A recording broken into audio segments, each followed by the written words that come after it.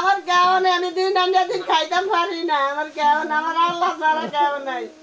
তোমার আল্লাহ শরীর কান ভালো রাখুক, আল্লাহ সুস্থ মতো যখন তুমি কামাই করিয়া তুমি সবাই পরিবারের ছেলে সন্তান লিয়ে খাইতে পারে, খাইয়া সুখী হইয়া মানুষের সাহায্য করতে পারে। বাবা আমি বাবা আপনার দরবার খোলা রাখছি রে বাবা, আপনি আমার দিকে একটু দয়া করিয়া যান, আমার দুইটা সন্তান, আমার একটু পানি নাই, আমি দুইটা মেয়ে, আমি বিয়া শাদি দেই নাই,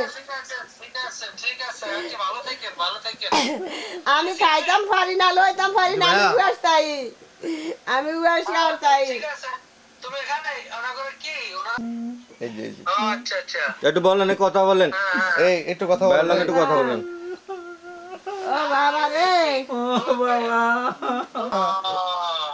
আমি কিচ্ছু করি না বাবা, একটু সিনিয়র রান্ধি না, একটা পোশাকও ভরি নাই, বলাইনের আমি একটু কিচ্ছু করতারি না, একটা পোশাকও আনতারি না, আমি একটু চিনি চালা তো খাইতারি না, আমি এই পাগলে নেই রোডে রোডে কাঁদছি আসছি, আমার ঘরও আমি আই না। আপনাদেরকে তো ওরা ওই যে একটা গরু কিনে দিবে, আমি বলে দিছি গরু কিনে দিয়ে দিবে।